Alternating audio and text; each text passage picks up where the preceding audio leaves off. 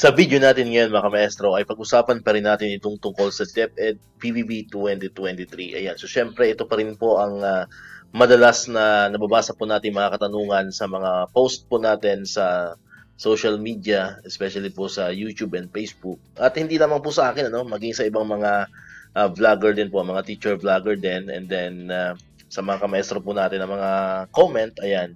So ito po yung madalas na nitatanong, kailan daw ba talaga natin matatanggap itong ating PBB 2023? Ayan, so kung maalala po ninyo, last Tuesday, October 14, 2025, ay nagkaroon po ng dialogue sa pagitan ng Teachers Dignity Coalition sa pangunguna po ng National Chairperson Benjo Basas. And syempre kasama po tayo mismo noon, kasama po tayo sa dialogue na yon.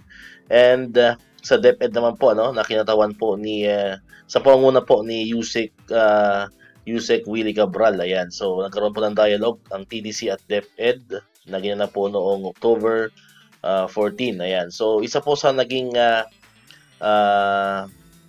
topic doon sa dialogue na yon is ito pong tungkol sa ating PBB 2023. Pero syempre, ang pangunahing agenda talaga is yung about sa expanded career progression and then yung aral program. Ayan. Pero isa po ito sa napag-usapan, isa rin po ito sa naitanong namin sa hanay ng TDC kung kailan ba talaga natin matatanggap itong ating PBB 2023. So, ang naging sagot po diyan ng DepEd, na kinatawan po ni Yusek Willie Cabral ay nakadepende nga po, nakadepende sa kanya-kanya mga SDO. Ayan. So yan din po yung nabanggit natin sa mga nakaraang vlog ko po. Kung nanonood po kayo pa natin ng video natin.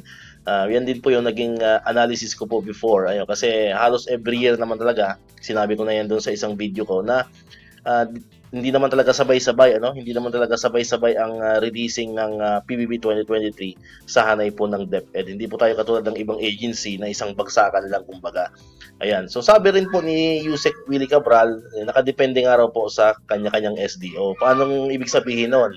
So kung ang inyo pong SDO ay mabilis, mabilis sa pagproseso ng mga dokumentong hinihingi po ng DBM, ay mas mabilis din pong mai-release. Ayan, katulad po dyan halimbawa, yung Form 1.0, ito po yung naglalaman ng mga listahan ng mga eligible personnel na makakatanggap ng PBB 2023. So kung yun po ay mabilis na na-accomplish at na-submit ng inyong SDO, abay mas mauuna po kayong marilisan ng PBB 2023. And according din po kay Yusek Cabral, ayon din po sa kanya, ongoing po ang submission ng Form 1.0 sa DBM. At ongoing din po ang evaluation ng DBM dun sa Form 1.0 as of October 14 po yan mga kamaestro. So ibig sabihin, hanggang sa at this moment, habang ginagawa po natin itong video, habang pinapanood nyo itong video na to, ay malaki po ang posibilidad na may mga na-submit na pong Form 1.0 sa hanay po ng iba't ibang mga SDO po natin sa buong Pilipinas. So kung sino man po yun po yung hindi po natin malalaman. So nakadepende po yan sa ipapalabas pong SARO. So kung mayroon na pong SARO ang inyong SDO, ibig sabihin, mabilis na na-submit po ang inyong Form 1.0. Ayan. So expect po natin, hopefully by November, mag-start na po ang pag-release ng SARO kasi ngayon po, ayan, ang date na ba ngayon? So ngayon po ay October 18. Kung mayroon man, kung mayroon mang na-submit na Form 1.0 sa DBM, ay malaki po ang possibility na bago po matapos itong buwan ng Oktubre ay baka may mag-release na ng SARO. Pero hindi pa po tayo sure.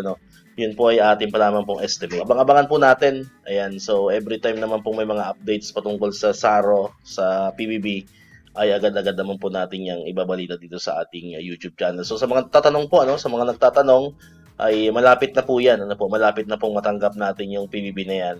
And nilinaw naman po yan ng DBM, reiterate naman po nila yan na hindi na po yan naabot pa ng 2026.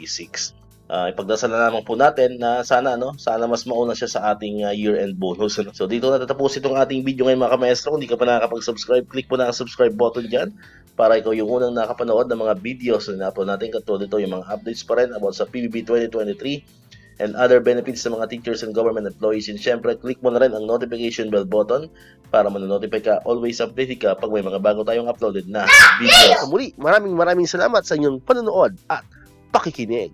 Once again, El Maestro, see you on my next vlog. Bye-bye!